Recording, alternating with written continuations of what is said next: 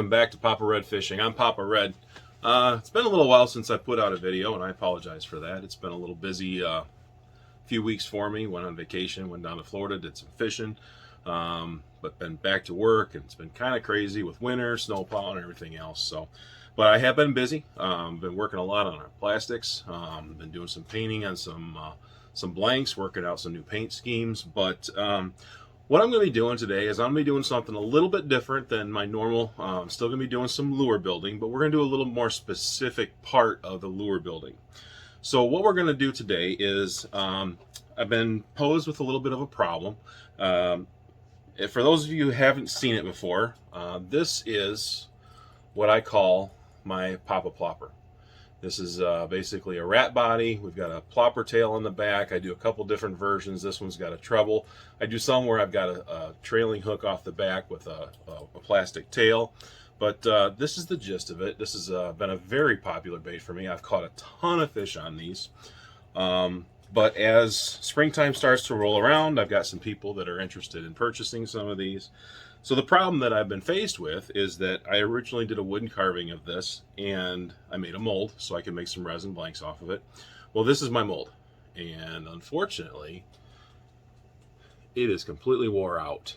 The last blank that I pulled out of this needed a lot of work to get it back to the point where it was ready to be worked and painted. So what I ended up doing was I took that blank and I really did a lot of finish work to it, got it exactly how I wanted it, nice and smooth. And then I ended up taking it and putting some clear coat over it. So this thing is, I mean, I don't know if you can see this, but it is super smooth, super clean, super glossy. This is actually just about as good a finish as I would have on my finished bait. So what I'm going to do is I'm going to show you guys, if you're interested, how I go about making a two-piece silicone mold. So we're going to go ahead and we're going to do that. I'll make the mold and I'll show you how I pour it real quick, and then I'll probably just show you a finished product of the mold that we end up pouring. So without wasting too much more time, we're going to get to it. I've got my mold box that I have that's got a bunch of different cutout pieces of wood in here, so I can make a lot of different sizes with this. So I'm going to show you how I do that. But let's not waste any more time. Let's get to it. Hopefully you guys catch something, get something out of this video that you can help. That's going to help you make some silicone molds for your particular bait that you're making. If you haven't tried this before, maybe this will give you the courage to go ahead and just dive right in and get to it. But it's really not that difficult. Just takes a little bit of time and patience. So let's get to it, and we're gonna get started. All right, so here we go. So this is the box that I've put together for when I make my molds. You can see there's lots of different sizes of pieces cut here, but what this is this is a piece of trim material that I got from Menards when I was doing my cabinets in my kitchen. But you can see it's just to some MDF board, and it's got this like vinyl plastic sticker on the outside of it, and this stuff, nothing sticks to it. It's perfect. So you can see I've got some modeling clay that's left on there from previous mold. It just wiped right off. So the silicone doesn't stick to this, the clay doesn't stick to this. I mean, it's perfect. So anyway, we're going to be working on getting this put into here, and we're going to put, what we need to do is we need to do half of it first, obviously. So this sprue is where my pour is going to be. It's going to be the same as my old mold. So you can see here, this is the old one. So this goes right in here. This is how I did the last one. You can see it's not really flat. I did it down the arms, and I'm not crazy about that because I had a lot of work with some flashing on those. So I think what I'm going to try and do is try and keep this as close to a straight center line as I can. So if you look at where the pour hole will be, we're going to go straight down from that. So as close to that as we can down the body. So it's going to go like through the shoulder, and it's going to end up kind of down here at the bottom of the mouth. But that's what we're going to shoot for. So anyway, we got to get our box set up. Just to show you, this is one that I had left over from, this was actually the Masked Bandit lure. But this is what half of that looks like. You got to cut all that out, give yourself some holes, but we'll get into that. So what we're going to do is I'm going to use the same size here. So you can see this was that part of the box, and then what I've got is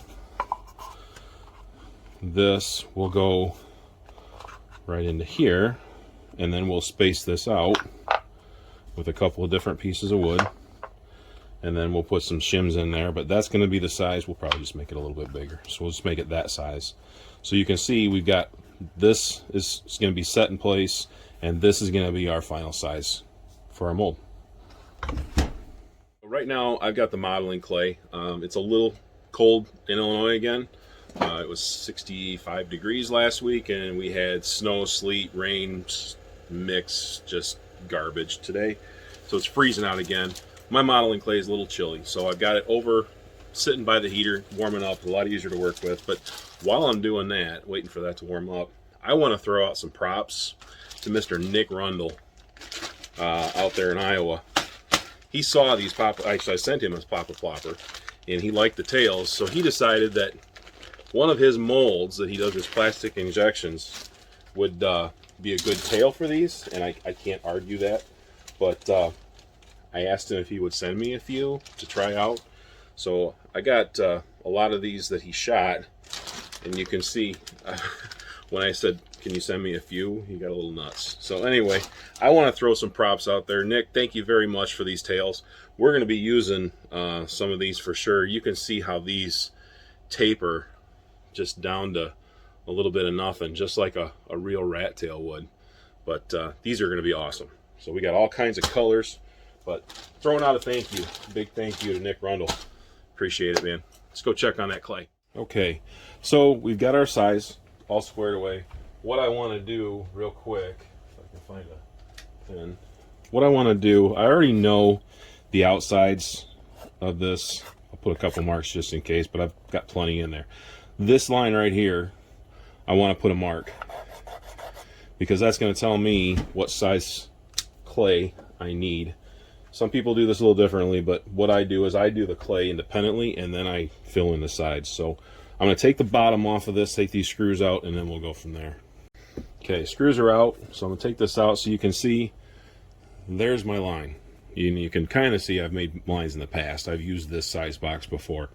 So what I'm going to do is I'm going to take some of this modeling clay. Some people use Play-Doh. I like the modeling clay because I can get real good detail and get it right up next to it. So I'm going to take this, and what I'm going to do is I'm going to make this square, and I'm going to make it deep enough that I can carve out the bottom of what I want to is going to be embedded into the clay, and then I'll put this down into the clay, and I'll seal all around it. So let me get this squared away, and then we'll come back.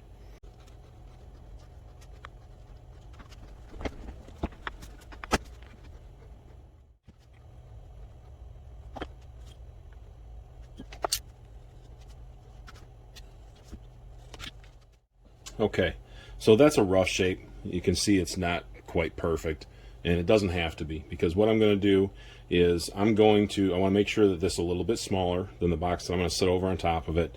And I'm going to go and I'm going to seal the edges afterwards.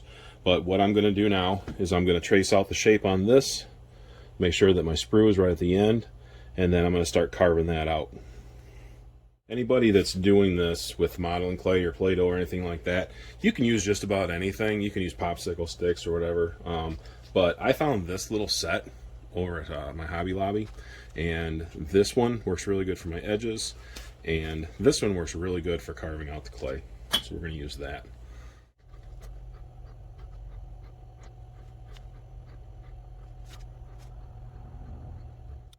Okay, now I've got everything traced out, so you can see in the clay, but the profile, this nose is going to be up and probably out, and then I want this to be as squared off as I can to the end.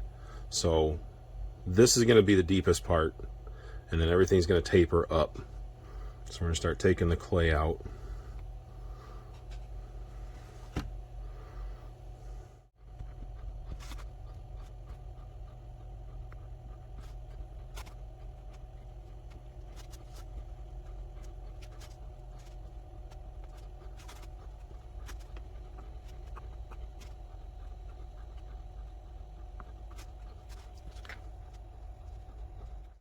All right, so this is just rough. This is just the first gouge. As you saw, this chin was going to be coming up, so I just pulled this clay up. We're going to have to build up underneath that a little bit, maybe. Let's go ahead and push this in. I want the lowest point of this to be right on the bottom.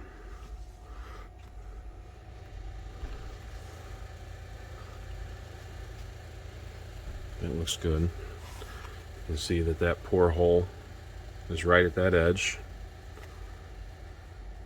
I'm going to push this forward just a little bit. There we go. Now I know for sure it'll be in there, and I can seal the rest with clay. Alright, so you can see that we've kind of built this clay up under here. And there's nothing that determines what your half has to be, because once this is poured and you take this apart, on the second half of this, you can pull this nose right out of that mold. So, like I said, there's nothing that's determining what this has to be. It does not have to be perfectly flat. I just want to find a good spot to where this mold will fit together. And then you want to take and finish this, and you want to, push some clay down into these pockets. You don't have to worry about anything underneath it. As long as it seals where you want this to join, you'll be fine. It doesn't matter if there's air pockets. As long as this is sealed, you're going to pour your silicone on top of this one, and you'll take that out and flip it over.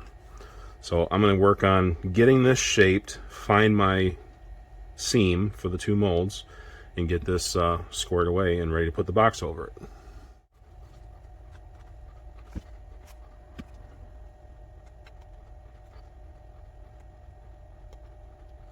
Now there's nothing saying that you have to buy these tools. This is what I used, and I still use, before I bought those. I just took some popsicle sticks and I cut them and shaped them in all kinds of different ways to manipulate this clay. And the one that's probably the most useful is just one with a taper. You can see I just tapered that on the belt sander, and it's nice and sharp, and it lets me get in here because I don't want this flashing to come roll up onto the mold. I want it to be nice and straight and as flat as possible with this clay that's around the outside, so that I have a nice crisp straight line going straight into the bait when I do this mold, because anything that's curved like that is going to leave a flashing mark, and it's not going to be exactly how I want it. So you can see how that just gets in there real nice.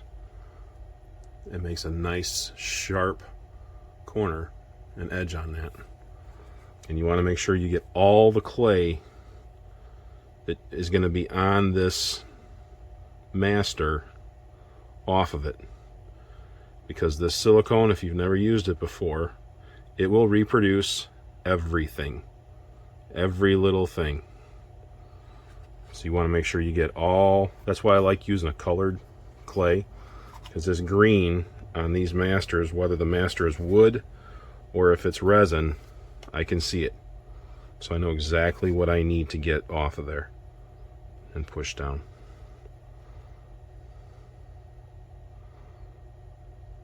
Just like that.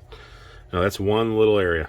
So I'm going to go off camera and I'm going to finish going all the way around here. But anybody who's ever heard the analogy, if you're painting a room or whatever, a house, whatever, a wall, 95% of a good paint job goes into prep work, and that applies here too. Take your time. Take your time and spend the time that's going to take to get this clay right. You only got to do it on one side. The better job you do here, getting all this perfectly put in there and nice and clean and straight, and flattening all this out and getting it sealed real good, is going to make for a really nice mold. It's going to last you for a long time, and you're going to be real happy with it. So let me finish this up and I will be back. All right. Well, I just finished doing an Instagram live where I did this work live and I was chatting with people. But this is pretty much done. You can see how everything is nice and flush and sealed up to the edge of the bait.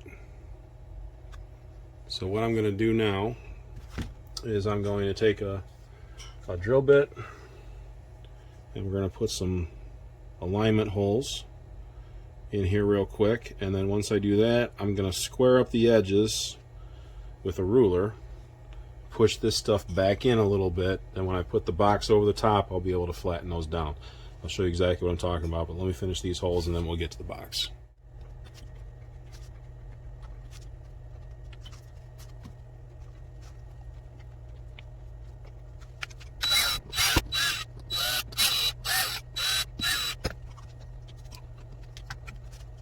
Alright, so now what I need to do, you can see these edges have gaps in them, and then there's gaps here as well. So what I need to do is I'm going to take some clay, and remember when you were all in preschool and kindergarten and you used to take your clay and you'd make snakes? Or was I the only one who did that? I hope it wasn't.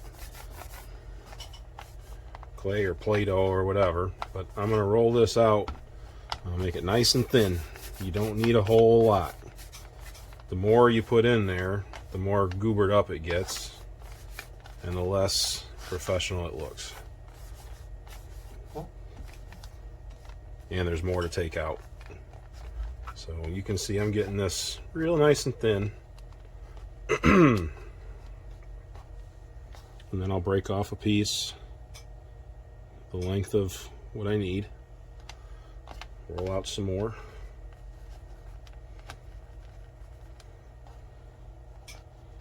So we'll have the two edges. I'm going to go ahead and get all these rolled out, and we're going to start putting them in.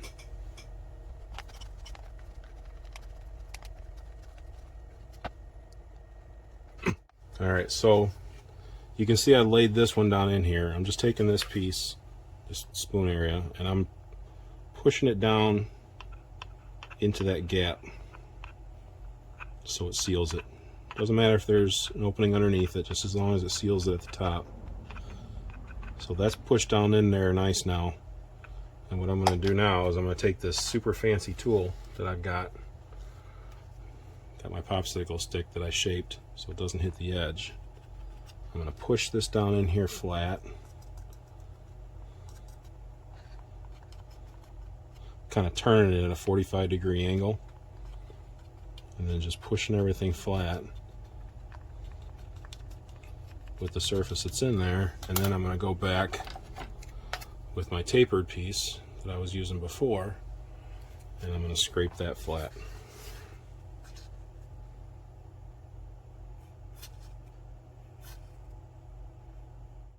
Alright, well, there we have it.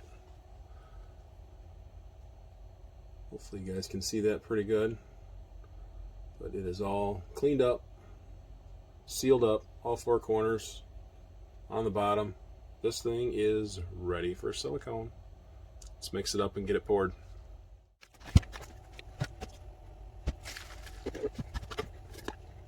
Alright, so the instructions for this are in the silicone, but basically our mold is 4 inches by roughly 2 3/4, we'll say 2 1/2. Because when you figure this, it doesn't include what your master is. So I'm gonna go ahead and figure out this math and figure out how much we need and get this mixed up, and we'll get it poured in. All right, so it's roughly 10 square inches. If yeah, 1 inch should be good. So we'll go a little bit on the high side just to be sure everything's covered. So 10 square inches. You use 0.7 ounces of the silicone, and then it's a 10-to-1 ratio on the catalyst. So we're going to go ahead and measure these out and get it mixed up.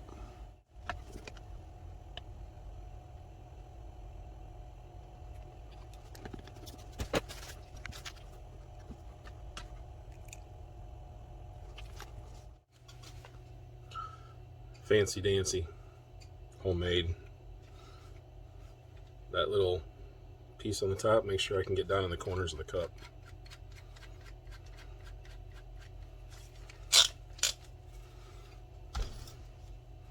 Okay, cheers.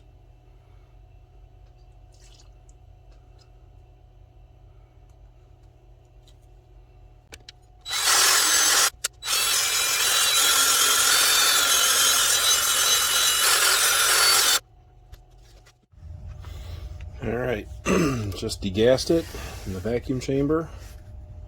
Time to pour. When I pour this, I start right in the corner and just let it flow nice and slow. You want to try and make sure you don't get any air bubbles next to the piece. So just let the silicone flow. It'll fill in all the little nooks and crannies.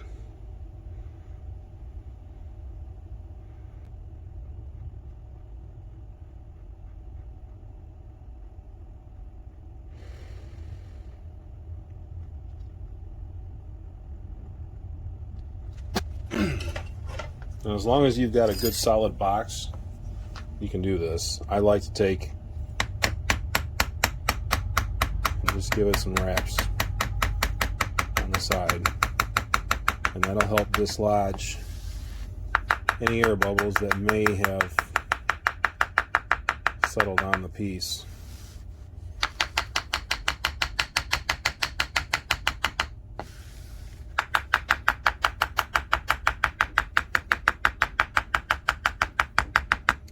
Now it's time to find a level spot, which I've got over on the plastics bench, and let it cure for the night. See you guys tomorrow.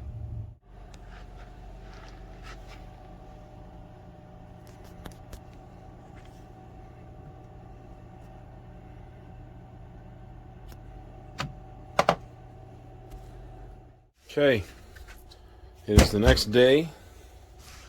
We're going to go ahead and take this apart and see if we were successful.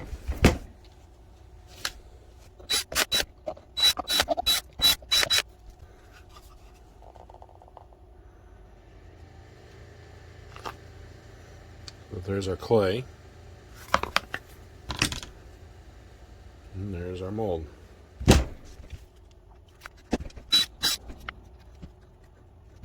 So there we have it. So let's see.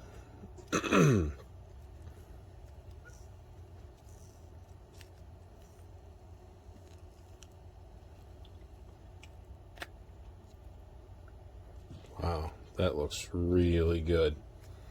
You can see how shiny that is. That's going to create a really, really nice mold. So what we're going to do now then is we're going to clean this up. We're going to clean up the master. We'll put this back in, put it back in the box, seal it up, and then we'll put a little bit of mold release on there, and we'll be able to pour that right away. This is the easy part coming up. Super happy with that. Very, very clean. All right, let's go and get this thing done. Okay, so I've cleaned everything off. I've put the master back into the mold, and I've put the box back together except for one side. I want to leave it a little bit loose so I can slide this in. So we had the tail, the pour spout on this side. So we're just going to set that in there, let it fall down in. And we're going to push it up tight where the box was at. We'll take our spacers, put it back in, and then we will screw this back together again, and we're going to start claying that up.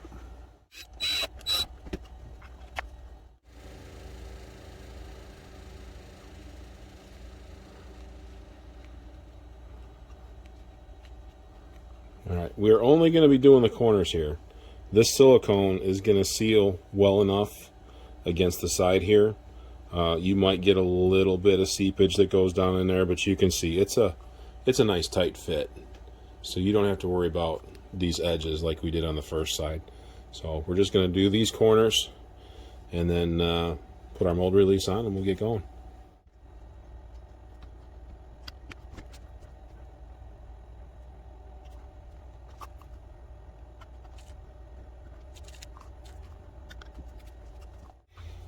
Alright, everything's in there. You can see the corners are all sealed, and then the pour hole is also sealed. So what we're going to do now is we're going to apply a mold release, and what I use is I just use some Vaseline. I just do a really light coat, and only on the silicone. I don't do it on the mold. You want to make sure on the master. So you want to make sure you try and keep away from that as best as you can. If you get anything on it, you can use a Q-tip and wipe it off. But take your time on this as well. Just like everything with these. I'm sorry, you couldn't see that. Just like everything with these, the more preparation time that you make for yourself, the better product you're going to have and the better results you'll have. So I'm just going along. You can see it's just a really light coat, and all that does is make sure that those two pieces of silicone don't bond. Don't forget this. If you do, you're going to be using a razor blade to cut down the side of this thing, because it will turn into one piece of silicone.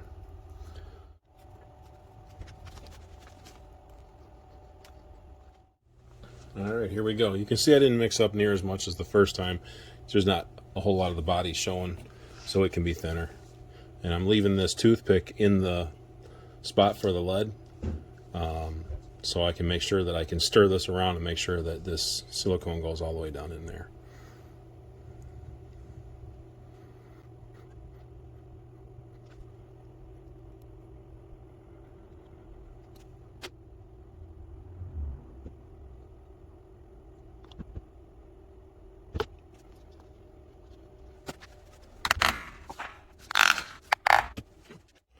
All right, this thing has set up for a little less than 24 hours, but we're ready to demold this. See what we came up with.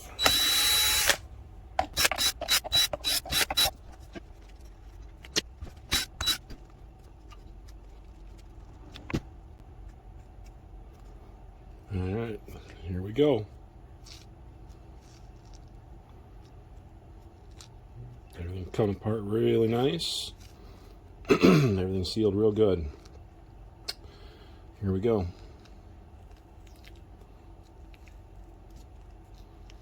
A little bit sticking in the middle there where the Vaseline was not at, but as long as that comes apart clean, it won't be an issue. We'll just make sure that we give it a nice clean cut right down the middle.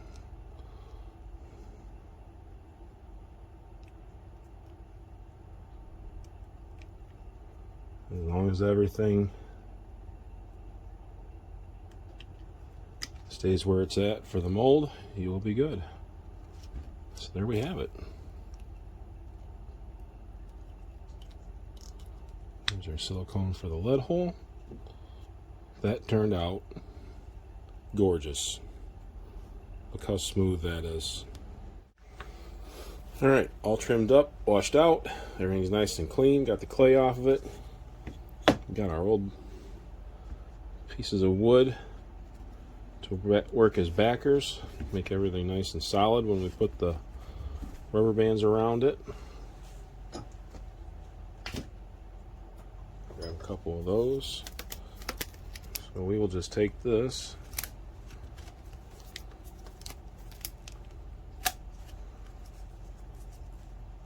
and that is now ready to pour.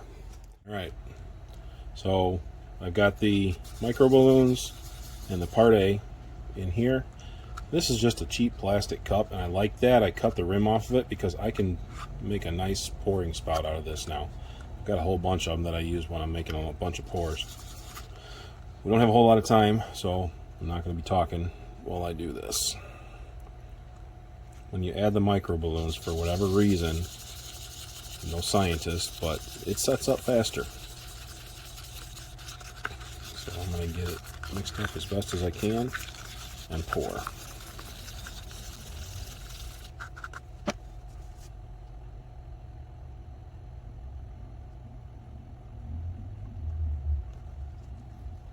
And just like the mold,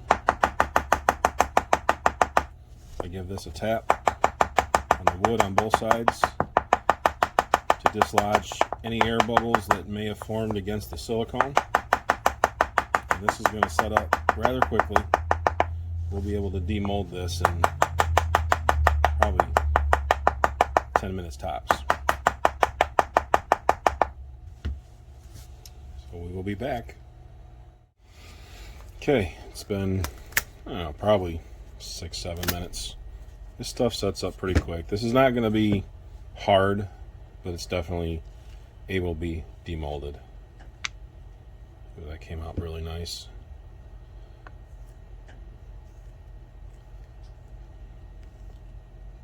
Wow, that came out very good. That looks phenomenal. So basically, that's what we started with. It's almost a perfect copy. So with the mold that we just poured, we've got a little bit of flashing right where the mold meets, but it's a real nice even line. And once this gets hard, I'll be able to knock that off with the sandpaper. I'll cut the sprue, the pour hole off of there, and this will be ready to go.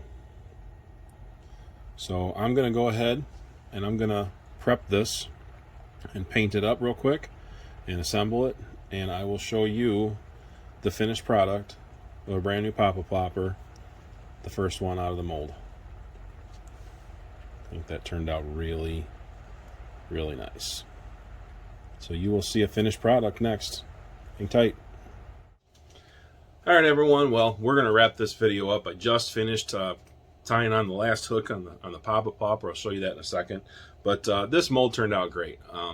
Hopefully, any of you who may have been on the fence as far as whether or not you want to make your own silicone molds, hopefully this will help you, give you the information that you need to go ahead and tackle that on your own. This is very doable for anyone. Just take your time and go through the process. Hopefully I helped you guys. If nothing else, I hope it was entertaining for you. But we're going to show you the Papa Plopper. This is the very first one out of this mold. Simple paint job, just a little gray rat with some pink highlights, some gray fur on there, and end up using one of the tails that Nick sent me. Nick Rundle, thank you very much. I appreciate these. I think this is going to look really cool behind this thing. We're going to throw it in the test tank once this epoxy fully cures, but we're not going to be able to do that for the video. I want to get this thing finished up and edited. But anyway, again, I appreciate that. I think this thing looks killer. Can't wait to get it wet. This thing turned out awesome. But again, I appreciate you guys hanging out with me. Hopefully this helped you guys out. If you want to make your own mold, hey, go for it. Anybody needs any help, please feel free to reach out to me. I'll help you with whatever I can. There's so many resources out there. Everyone should try this. If you're a bait maker or even just a hobbyist, you feel like trying this, give it a shot. It's really, take your time. It's not that hard. So anyway, this is Papa Red. I appreciate everything from you guys. Please feel free to check out my other videos if you enjoyed this. Subscribe to the channel, hit that like button, leave me a comment. I'd love to hear from you guys. If you got any ideas that you'd like to see Papa Red tackle, hey, I'll give it a shot. So anyway, this is Papa Red. I'm going to sign off. Thank you everyone for hanging out with me, and I will see you next time. Papa Red out.